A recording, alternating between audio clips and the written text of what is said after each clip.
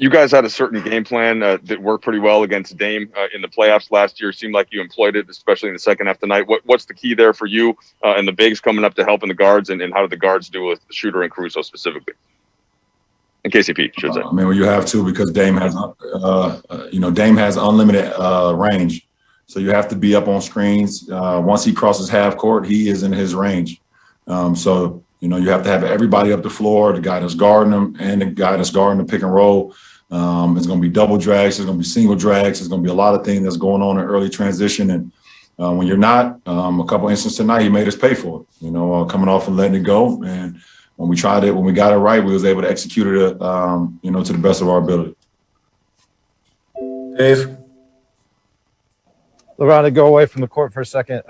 Zlatan, the soccer player, said that he believes that famous people and athletes such as yourself shouldn't use their platform to do anything other than what they're good at in their athletic endeavor. As someone who has promoted the idea of more than an athlete and trying to empower on their communities, do you have any response to what he said? Nah, absolutely not. I mean, because at the end of the day, I would never shut up about things that's wrong. I preach about my people, and I preach about equality, social injustice, racism, systematic voting, voter suppression, things that go on in our community. Because I was a part of my community at one point and seeing the things that was going on, and I know what's going on still, because I have a group of 300 plus kids at my school that's going through the same thing, and they need a voice. And I'm their voice. I'm their voice, and I use my platform to continue to shed light on everything that may be going on, not only in my community, but around this country and around the world. So, if there's no reason, well, no, I won't say no reason, but there's no way I will ever just stick to sports, because I understand how, how this platform and how powerful my voice is. And he can just ask Renee Montgomery, if I would have shut up and just dribbled. Seeing that beautiful Black woman today, be a part of a group where she's part of an ownership group now with the Atlanta Dream down in Atlanta. And it's funny he say that, because I believe in 2018, he was the same guy who said when he was back in Sweden, talking about the same things, because his last name wasn't a certain last name, that he felt like it was some racism going on when he was out on the pitch. Right? He did say that, right? Yeah, I thought he said that. So I speak from a very educated mind. I'm kind of the wrong guy to actually go at, because I do my homework. Dan? Well, I can't ask you about anything else now. So I'm along those lines, like when you look around this league and you see a new generation of players not growing into their voices, but like coming to the league with them, having them, I'm curious, how does that make you feel? And are there any players in particular whose leadership at a young age really speaks to you?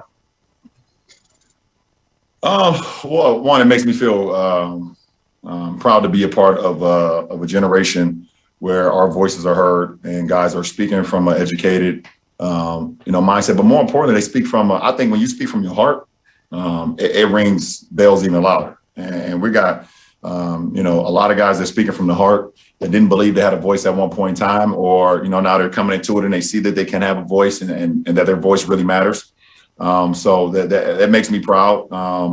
And you see, guys like, Jaylen Brown, who's very, obviously he's educated beyond his years. And I love what he stands for in our league. And you see Pat Mahomes, also a younger guy, and Alvin Kamara, and, in the NFL, and those guys speaking about things. They're young, but they speak about things that, they feel like is unjust as well in their communities and whatever that's going on in the whole grand scheme of things. So, as athletes, obviously, we've been heard this for a long time. You should be privileged. You should be, you should be thankful, to be able to dribble a ball or run a football or be able to do a 100-yard dash or be able to, swing a baseball bat and things of that nature. You shouldn't be able to speak about anything else. No matter if it's right or wrong, you should just do that. But That's not the case. It won't be the case for a long time.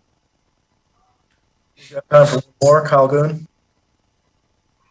Hey, LeBron. Just on the game tonight, I was wondering if you could speak to the impact of Dennis, but also just how much more fun do you guys have when you guys are playing connected that way and a little bit closer to being whole as a team? Well, I mean, obviously Dennis gives us an automatic spark. I mean, his energy alone gives us a spark. His competitive nature gives us a spark. And obviously we've been shorthanded as of late. So, to have another body, a fresh body, well, I wouldn't say fresh when you're out of the game for a week. But, just to have him back in our lineup and have him back in our locker room just means so much to our team. So it was big time in that instance, and everybody just rallied around another. Play Neil the poo-poo platter. You got it. He had a couple of teriyaki chicken wings, led his team in points, rebounds, assists, blocks, and steals for the 49th time in his career, including the playoffs. That's 20 more times than any other player since blocks and steals became official. Let's welcome in Jalen Rose once again. Jalen, it's 1 of 72, but this felt like a game that the Lakers really, really need to have, and they got it. What jumped out at you from their performance?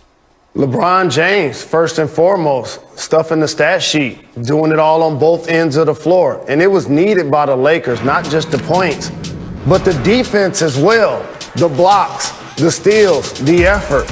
Because when your best player and your leader is competing on that end of the floor, everybody else now has to fall in line. Caruso, Harold, Kuzma. And now when they get LeBron out in transition, he can make plays for his teammates, make plays for himself. He was fantastic getting Schroder back in the lineup at the point of the attack defensively. Another guy that can initiate offense, take pressure off LeBron James. It was just a big-time home win by the Lakers, who did a great job in the second half of blitzing Dame Lillard. They know it's no C.J. McCollum. There's no Nurkic down low. So the Lakers wanted to first force somebody else to make shots. The Blazers weren't able to get nobody else going besides Dame. All right, so they get the win. They still don't have Anthony Davis, but I'm really interested in your top four in the Western Conference right now.